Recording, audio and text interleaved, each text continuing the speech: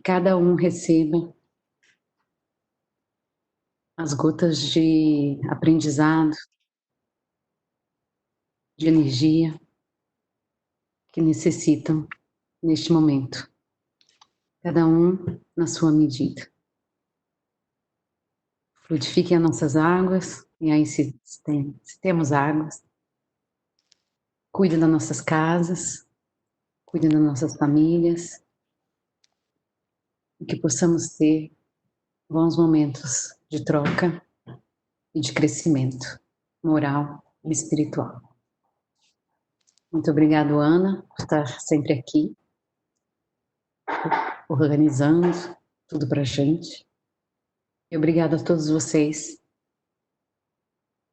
por fazerem parte desse grupo tão querido, tão cheio de amor e tão cheio de luz. Iniciamos nossos estudos com muita fé, muita luz e com muito amor. Que assim seja. Graças a Deus. Obrigada, Letícia. Bom, então, hoje a gente está vendo o capítulo 24. E esse capítulo me marcou muito porque a gente vê de uma forma muito concreta o poder do amor, né? A transformação de um espírito que estava enraivecido, enciumado, enlouquecido, de repente passar de obsessor para anjo da guarda.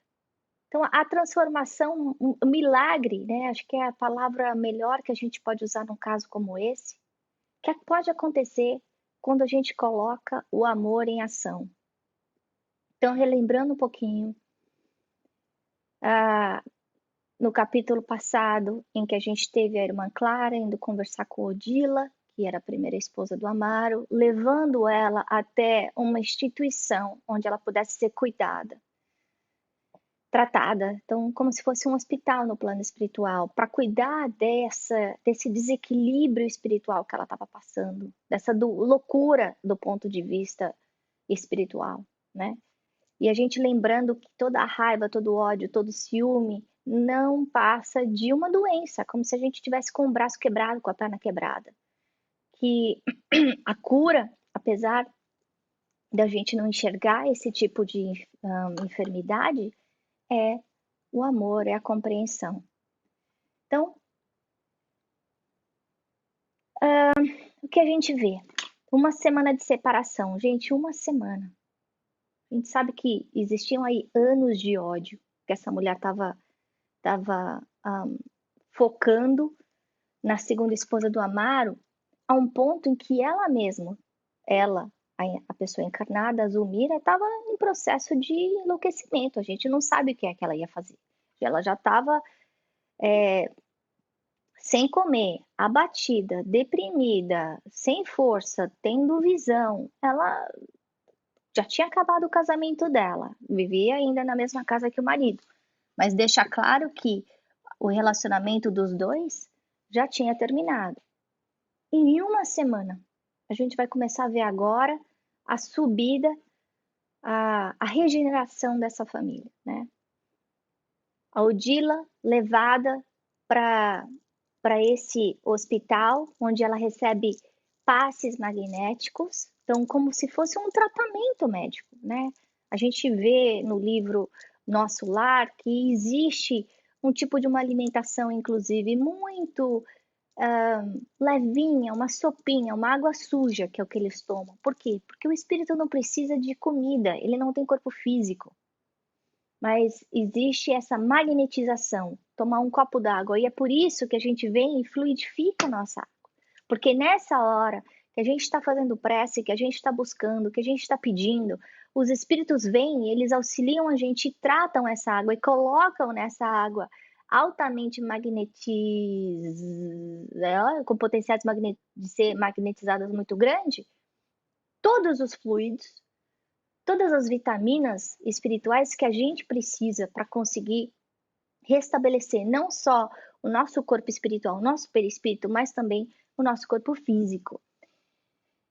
A Odila muda tanto mentalmente que ela consegue em uma semana alterar a forma do perispírito dela. Olha que coisa impressionante.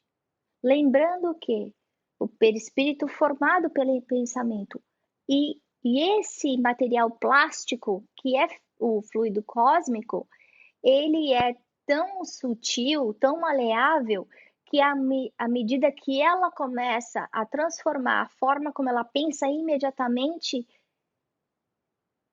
reverbera na forma, na aparência do perispírito. E ela se torna uma mulher bonita. Ela que tinha já uma aparência quase que de dar medo, né? Como a gente viu nos capítulos anteriores. Isso a Odila. No plano físico, a gente vê a sorte da Zulmira, né? Porque ela continua com um amparo local, com o serviço de enfermagem em loco na casa dela, e Clarencio, André Luiz, tomando conta dela, provavelmente dando passes magnéticos, restabelecendo as funções físicas, fisiológicas do corpo dela.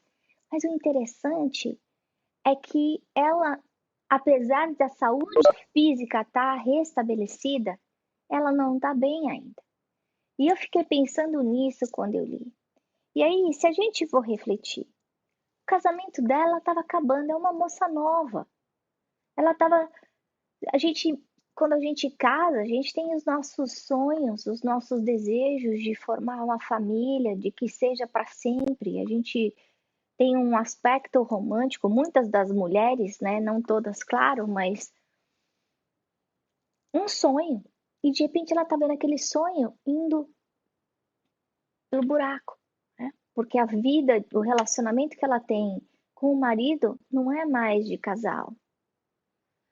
Além disso, ela tem o aspecto da consciência que ela tem pesada, de que ela não fez tudo o que podia ser feito em relação ao enteado, ao Júlio, para salvá-lo. Então ela carrega aquela culpa. Olha só. Então o mal dela não é mais o mal do corpo. Ela não está com uma inflamação na garganta, ela não está com uma infecção no rim, ela não está com um câncer, mas ela continua prostrada, desanimada, triste. Isso é importante a gente pensar, gente. O sofrimento, a dor, faz a gente adoecer. Se ela ficar nesse aspecto, apesar do corpo físico dela estar equilibrado, o que é que vai acontecer se ela continuar nessa posição de tristeza, de prostração, de inércia, de vazio por mais tempo? A mente dela vai fazer o corpo dela adoecer, que é o que acontece com a gente. Então, muitas vezes, num momento como a gente está vivendo agora, se a gente não coloca um rumo na frente da gente, um objetivo, seja ele qual for. O meu objetivo é conseguir ler um livro por semana. O meu objetivo é conseguir brincar com os meus filhos mais tempo todos os dias. O meu objetivo é conseguir treinar e, sei lá, emagrecer 5 quilos. Seja lá qual for o objetivo. E quando eu não tenho um senso de purpose na minha vida, a gente adoece. E é por isso que a gente vê muitas pessoas idosas acabando murchando que nem uma florzinha, porque elas perderam esse senso de purpose, a razão de viver, que é o que aconteceu com ela. Isso é real. Então, num momento como esse de pandemia, mais uma razão para a gente lembrar as pessoas que a gente ama, que a gente gosta, a importância que elas têm na nossa vida. Nesse momento de distância física, elas podem se sentir desnecessárias, inúteis, ou perderam o emprego, de repente eram o, a fonte maior de renda da família, elas estão doentes, mas doentes na mente, não no corpo. Mas essa doença vai se espalhar para o corpo. Falta de vontade de viver, apesar de ser uma enfermidade invisível aos olhos dos homens, você não consegue medir isso, medir na temperatura da pessoa ou a pressão. Não. Ela pode levar à morte. No caso da Odila, aconteceu o contrário, gente. Ela estava recebendo ajuda também, assim como a Zulmira, mas ela encontrou um propósito para a vida dela. Então, é importante a gente lembrar, quando a gente estiver desanimado, é importante a gente procurar esse propósito. Para que eu estou aqui? Qual é a diferença que eu posso fazer na vida das pessoas? Como é que eu posso tocar o coração das pessoas que estão ao meu redor, dentro da minha casa ou fora da minha casa? Como é que eu posso me sentir útil? E define. Isso não precisa ser ninguém falando de fora para dentro, é da gente falando para nós mesmos. Alguma coisa que seja importante para a gente. Mas para isso, o primeiro passo é a gente ter consciência. Se a gente não tiver essa consciência, a gente entra em depressão. E a gente sabe que entrar em depressão, mesmo tomando remédio, blá, blá, blá, pode complicar muito rápido. Ainda mais estando numa situação em que a vibração da Terra não está uma vibração positiva, a vibração da casa da gente, a gente precisa o tempo inteiro ficar, vamos lá, vamos lá, vamos lá, vamos lá. Muitas vezes nós somos aquele esteio para animar a festa dentro de casa.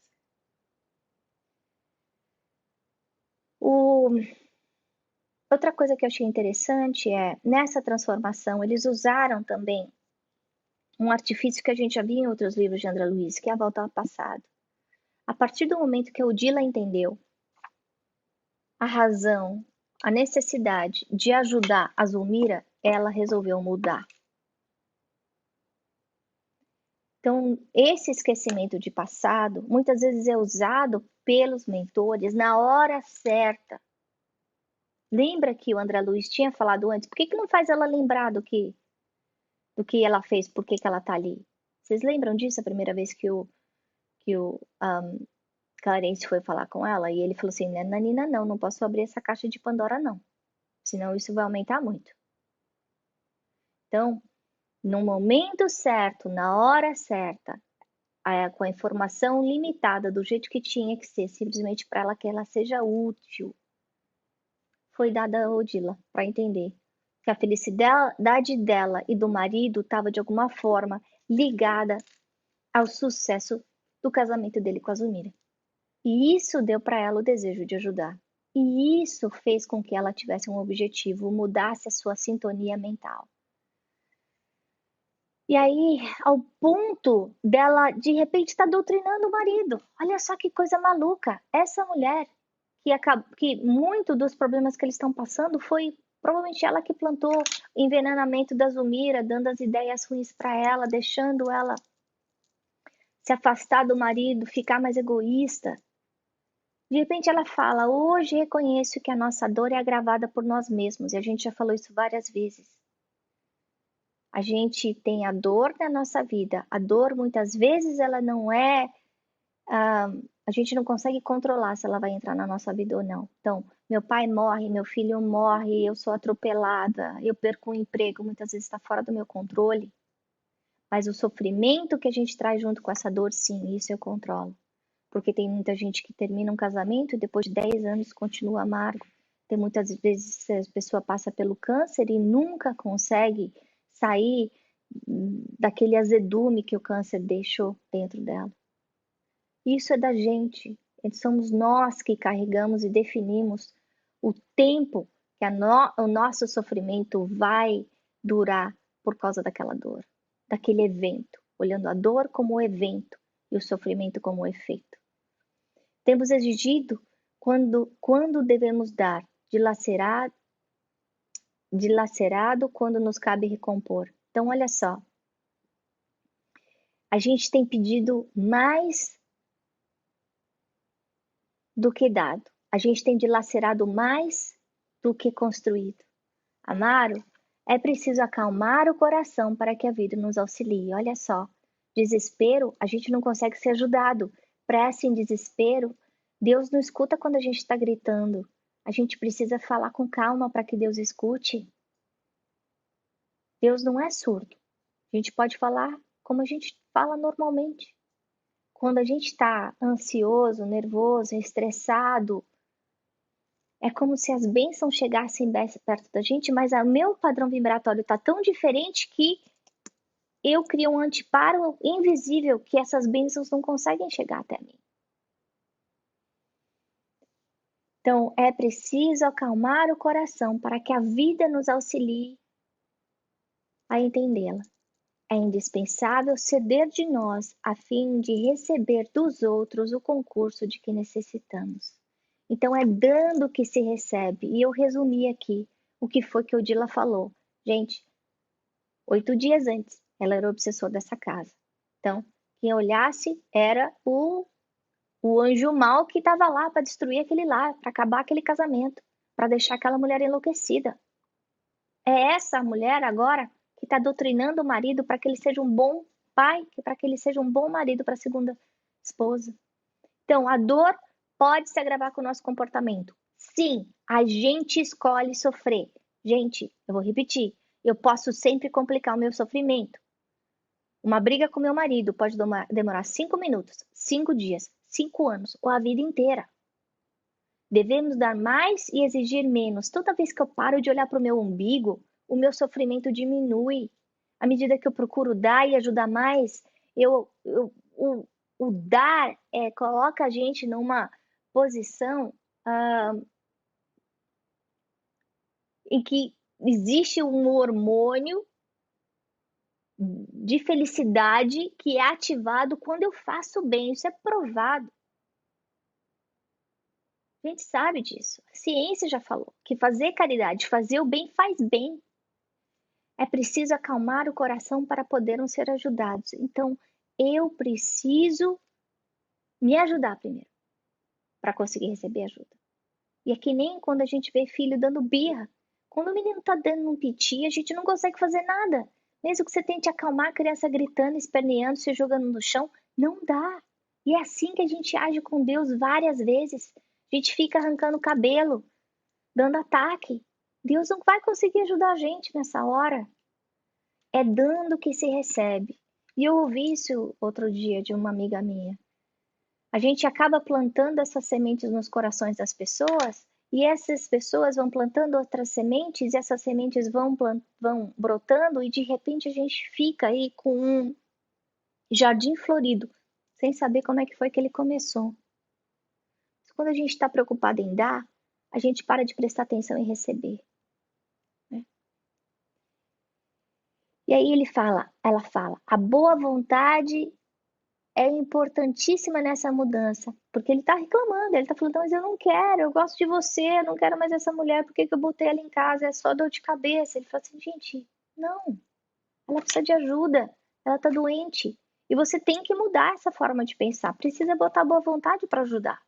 Então, para a gente colocar o nosso coração na posição de servir, de ajudar a quem? A Deus, não importa quem.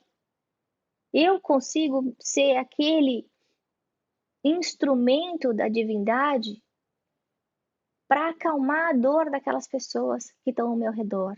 Pessoas que estão dentro da minha casa ou estão fora da minha casa. Porque como a gente vai ver aí ela falando, é dentro de casa que estão aqueles que são mais complicados. É dentro de casa que estão aquelas pessoas com quem eu devo uma cota maior de amor. E aí, voltando aqui, eu lembrei quando eu estava vendo isso, né, estudando isso do comentário que a Gisele fez outro dia em relação à pergunta do Livro dos Espíritos em relação a como é que a gente consegue mudar, como é que a gente consegue fazer o switch, passar de má vontade para boa vontade. Como é que a gente consegue sair dos defeitos para as qualidades? E aí ela lembrou a gente da pergunta 909, e tem várias perguntas que falam lá da reforma íntima, tem aquela que fala de Santo Agostinho, falando ainda um sábio da antiguidade falou que é necessário conhecer-se a si mesmo, né? Que nós já conversamos no passado a respeito também. Então tem várias. Mas essa fala, poderia sempre o homem, pelos seus esforços, vencer as suas más inclinações? Sim, e frequentemente fazendo esforços muito insignificantes. O que lhe falta é a vontade. Ah, quão poucos dentre vós fazem esforços. E a gente vê nesse capítulo a importância, o papel da vontade, de como em 7 dias um obsessor passa de espírito obsediando, fazendo com o objetivo de fazer aquela família sofrer, para um espírito protetor da família.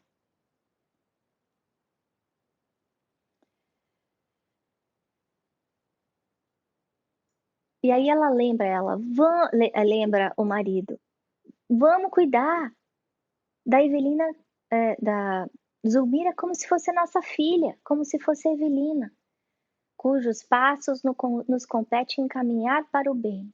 E aí ela nos lembra, o lar não é apenas domicílio de corpos, é ninho de almas. Por que ele fez essa alusão a corpo e alma? Porque o corpo pode viver 60, 70, 100 anos, mas a alma vive para sempre. Então, o que ela está querendo dizer é que, sendo o ninho de almas, é aquele lugar, aquele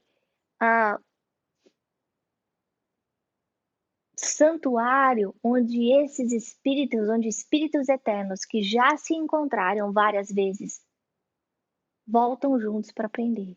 Então, ela continua. É o ninho das almas, em cujo doce aconchego desenvolvemos as asas que nos transportarão aos cumes da glória eterna. Que asas são essas? A gente já viu.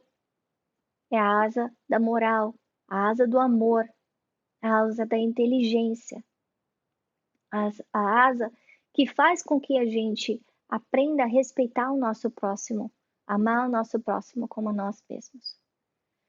Aceitemos a provação e a dor como abençoadas instrutoras de nossa romagem para Deus.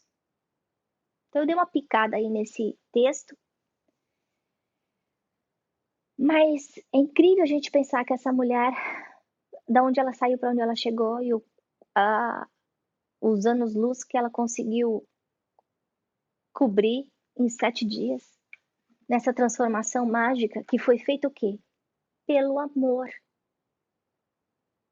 Então, para aquelas dificuldades que a gente tem no nosso lar, para aquele filho difícil, para aquele marido difícil, para aquela esposa difícil, para aquele pai, para aquela mãe, enfim, a gente lembrar que existe uma varinha mágica chamada amor, que a gente pode usar a hora que a gente quiser. A gente, quando coloca a nossa vontade em ação para realmente fazer essa transformação pode ser feita.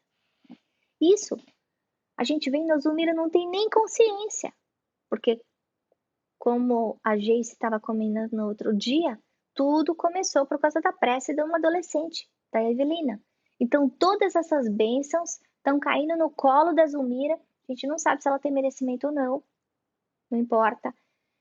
O que a gente sabe é que ela não tem consciência, porque a consciência dela está adormecida.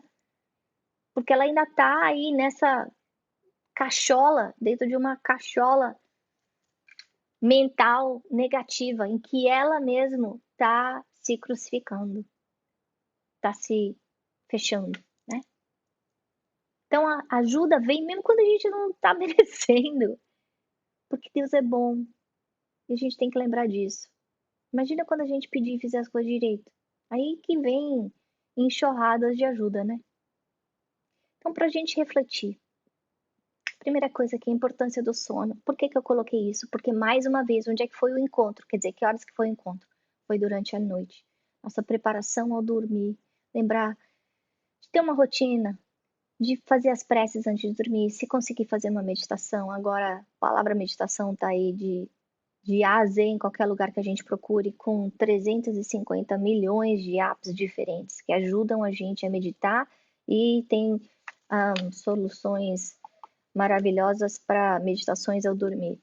Não importa o que você está usando, importa a qualidade do que você está usando. Então, se você resolver usar uma meditação, faça uma meditação. Se você prefere ler, leia, mas leia um livro bom, com qualidade, porque aquele conteúdo vai ficar impregnado dentro de você. Normalmente as últimas impressões a gente leva conosco. É por isso que não é bom a gente ver filme de tiro, de guerra, de sangue horroroso antes de dormir, porque essas impressões vão ficar marcadas dentro da gente, na nossa mente. E quando a gente for para o outro lado, a hora que a gente acordar, ou melhor, que a gente estiver dormindo, né, no corpo, mas o espírito acordado, essas impressões vibratórias vão continuar ressonando dentro de nós. Mas principalmente a prece. Esse horário, meia-noite, 2 da manhã, normalmente o horário que os espíritos vêm para cuidar da gente, que é o horário que a gente está no deep sleep. Então lembrar também da importância desse sono restaurador, não só para o corpo físico, mas principalmente restaurador para o corpo espiritual, para nós como espíritos eternos, para que a gente possa receber a ajuda que nós necessitamos. E a gente lembrar de pedir isso, né? Antes de dormir. Lembrar de rezar com os nossos filhos antes de dormir. Porque eles podem ter uma idade cronológica pequenininha, mas a gente não sabe no passado se eles mataram, se eles estupraram, se eles roubaram, que diabo que eles aprontaram. Não dá para saber se eles são inimigos da gente ou não. Então, lembrá-los, ensinar a prece, fazer a prece junto com as crianças, né? Outra coisa que eu queria lembrar é os dramas e tramas de passado, que a gente já vem vendo muito nesse livro. Nesse momento em que a gente está aí tendo a oportunidade de passar mais tempo com os nossos familiares, a gente lembrar disso, que muitas vezes o confronto fica bem na frente do nosso nariz e fica difícil estar do lado de alguém que ofende, que magoa, que desrespeita, que abusa. Então, o que a gente pode fazer? A gente lembrar da gente se cuidar, da gente se respeitar. Claro, pedir ajuda se precisar ajuda da polícia, enfim. A gente não tem que aceitar abuso, mas a gente lembrar que nós não estamos juntos por acaso. E a terceira coisa é isso que bonito que a Odila fala, que o lar é ninho da alma. Nós lembramos que nós somos passarinhos que a gente não sabe de onde a gente veio. Nem sabe direito para onde a gente vai, mas está todo mundo agora no mesmo ninho. Então, esse tempo em que nós estamos repartindo esse ninho juntos, que a gente saiba fazer isso de uma forma amorosa, porque o amor transforma, ele cura essas chagas de passado, essas dores, essas mágoas, e podem transformar a gente, né, em pessoas melhores, mas também fazer com que a gente enxergue as pessoas que estão ao nosso lado, na nossa convivência, de uma forma diferente, de uma forma melhor. Então, a gente não muda ninguém, mas a gente pode se mudar. E muitas vezes só mudando a forma como a gente enxerga o outro, já pode fazer uma diferença tremenda no resultado, na qualidade dos nossos relacionamentos. Né? Bom, era isso que eu tinha para falar para vocês hoje. E agora eu vou tirar todo mundo do mute. Quem quiser falar, pode falar. É uma passagem bastante bonita, né? Uma coisa que me chama a atenção nessa passagem, você falou bem, né, do quanto da transformação que ocorreu num pequeno espaço de tempo, né? Quase como um milagre. E o que me chama a atenção nisso é o poder da ajuda, né? O quanto esse sentimento que nós não estamos sozinhos e que efetivamente ela consegue operar essa transformação. Na verdade, a transformação é interessantíssima, que a transformação dela acontece por ela mesma. Ela acorda, a consciência dela acorda. Mas para isso acontecer, ela precisou daquele empurrãozinho, né? Que começou com a prece, como você lembrou lá no passado, e depois veio com o Clarencio, e depois chega finalmente a irmã Clara, que traz aquele remédio que ela precisava, aquele amor que ela precisava, né? Que ela tem aquilo e ela doa sem cobrar nada. E a partir daí essa transformação acontece, né? Então, quanto é importante e, e aí eu acho que é interessante, ela não fala, mas a sensação que eu tenho é que ela percebe a ajuda que ela recebeu e ela já está pronta a se ajudar, né? Então ela quer operar na Zulmira aquilo que ela recebeu. Então eu acho que isso é a lei do universo, né? É dando o que se recebe. Ela está continuando aquele amor que ela recebeu, ela vai, né, nos próximos capítulos levar de volta para para dentro daquele lar, né? Eu ia falar a mesma coisa, assim, o que me chamou a atenção foi o papel da irmã Clara, né? Todo o amor que ela trouxe para esse momento, assim, que você, para mim foi bem, bem, bem forte, assim, quando eu estava lendo a parte delas duas conversando, a irmã Clara com amor, né? Abraçou aquela dor dela, não, não bateu de frente, não, pelo contrário, né? Abraçou aquela dor dela quando ela disse, mas ele, que a gente viu semana passada, né? Ela desposou meu marido e falou, não seria ele que desposou ela. Então foi trazendo ela para uma consciência, um despertar de consciência que ela não tinha conseguido chegar ainda sozinha, né? Mas para mim o highlight é assim, ela fez tudo, a irmã Clara fez tudo isso com muito amor. Foi um amor que encheu o lugar, assim. Então, e eu também fiquei bem impressionada que foi rápido, né? 7 dias ela já teve essa transformação. Mas aí eu acho que é um reforço do poder do amor, né? Que a gente tem dentro da gente, às vezes a gente não sabe, que a gente precisa dar esse primeiro passo, mas que a gente também está aberto para receber do outro, para nos ajudar, né? E outra reflexão que eu faço é o quanto eu acredito que essa transformação é o fato, é o primeiro poder que tem essa energia negativa do pensamento, da raiva, da inveja, né? O quão forte é isso. E a partir do momento que a irmã Clara ajuda a tirar isso dela, ela volta a ser ela mesma. Então, talvez a transformação em si não foi que ela não evoluiu do dia para a noite. Ela já estava naquele grau, ela saiu daquele grau por algum momento, por conta dessa enfermidade que ela estava, dessa doença que ela adquiriu, né, que é a inveja, que é a raiva, que é aquele sentimento de ciúmes doentio, que ela se cegou. E a irmã Clara, a sensação que eu tenho, né, lendo, é que ela passou, ligou o limpador do para-brisa dos olhos do coração dela, tirou aquela névoa que estava na frente e ela conseguiu enxergar. E a partir do momento que ela enxergou, ela muda a vibração, né, o padrão vibratório dela para o que ela é mesmo. E aí consegue caminhar, começa a conseguir caminhar.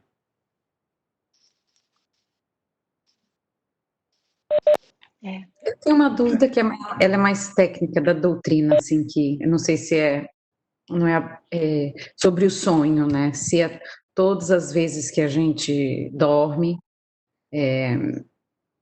todas as noites, tem essa saída, né, do espírito do corpo, se tem os encontros, né? Porque assim, uma vez minha mãe me ensinou a rezar, né? Pedir para que naquela noite, quando que os espíritos visitem, né? Que sejam bons espíritos, sempre com essa. Mas eu tenho assim, todas as noites que a gente tem essa oportunidade. Tem noites, uma noite que eu estou muito agitada, que eu vi muita coisa ruim, essa elevação do espírito, né, para outros lugares, ela não acontece. Eu não sei nem se é momento de perguntar isso. Essa é uma dúvida que eu sempre tive da teoria, né, assim, da concepção espírita sobre o sonho e o sono. Então, quem precisa do repouso é o corpo físico, não é o espírito. Então, essa noite de sono é para gente equilibrar o corpo físico. A gente sabe que sono ajusta o sistema imunológico. No meu caso, na minha condição, dormir é extremamente importante. É cura, né? E tem outras funções aí que o sono tem. No caso do espírito, sim, às vezes pode ficar em casa. Agora, uma coisa que é importante a gente lembrar é que a gente vai levar junto conosco, por outro lado, aquele sentimento que a gente tem de verdade dentro da gente. Então, não sei se vocês se lembram daquele videozinho que eu coloquei num dos cursos.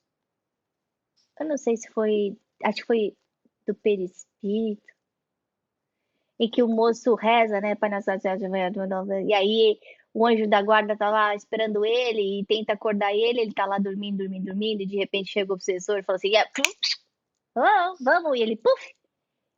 É a mesma coisa. Por quê? Porque não é aquela prece cravada, falada. E que lindo isso que você falou, né, Letícia, da mãe, né? De te ensinar isso e aí ser uma mulher aí adulta, independente, ainda lembrando do que a mamãe falou, né? Eu acho que nós, como pais, é isso. Puxa, é isso que eu quero escutar meu filho falando, lembrando, sabe? Esse tipo de herança mesmo. Mas se o meu sentimento tá aquele sentimento doído, amargo, com raiva, o meu padrão vibratório vai estar baixo. Então, muitas vezes eles vêm para me ver, para me buscar, vamos supor, tem lá o curso que eu faço no plano espiritual de não sei o quê, chakra, sei lá, tô inventando uma coisa aqui, tá? E que se encontram uma vez por mês. Mas no dia que tem, eles vêm me buscar, mas eu não vou conseguir ir, porque o meu padrão vibratório está muito ruim. Isso pode acontecer para qualquer um de nós, em qualquer momento, né? Pela invigilância. Por isso que é importante a gente prestar atenção de como é que está o nosso pensamento. Nesse aspecto, eu acho que a meditação ajuda bastante, porque é uma forma da gente, através da respiração, acalmar, né? De alguma forma, baixar um pouco. Você tá no mute, tá, Letícia? Só pra você saber. Baixar um pouco a bola, né? De dentro da gente. Mas tem vezes que eles podem levar a gente, como nós já vimos em outros livros também, por exemplo, numa praia, numa floresta, para que a gente receba aí a influência da natureza, caso a gente esteja doente, né? Pode levar a gente para visitar parentes. Muitas vezes os parentes vêm e visitam a gente aqui na nossa casa. Enfim, mas o espírito não fica grudado no corpo. Essa é a sua pergunta. Não. Não fica. E não dorme, então, né? Ele fica acordado. O espírito não dorme. Não. Fala, mamãe. Peraí que eu vou tirar você do... Deixa eu falar.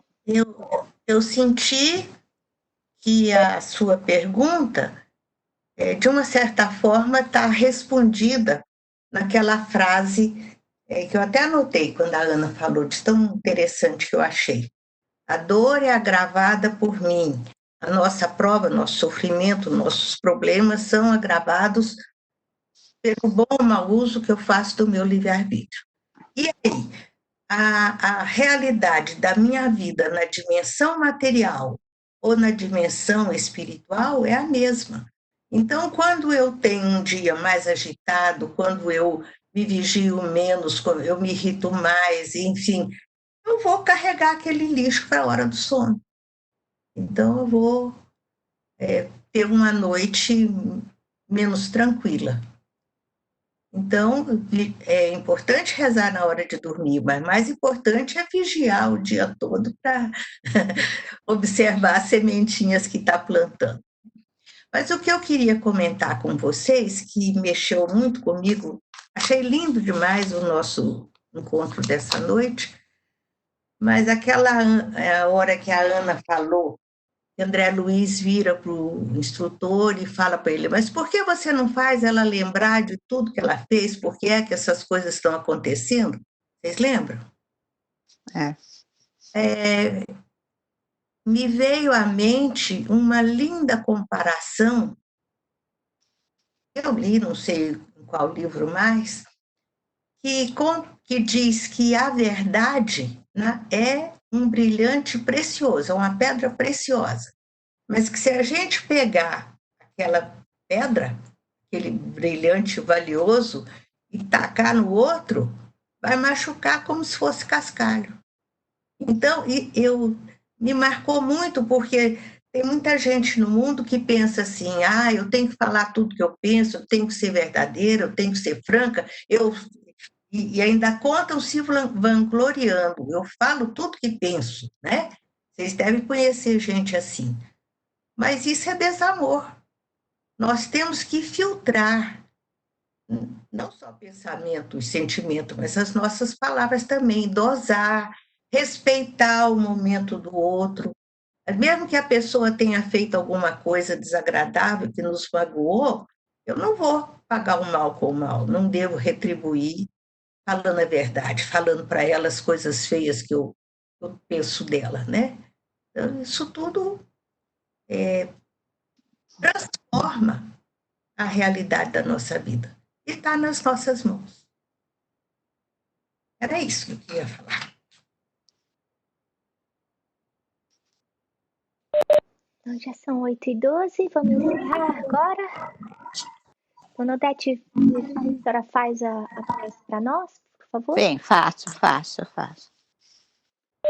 Vamos, Senhor, cerrando os nossos olhos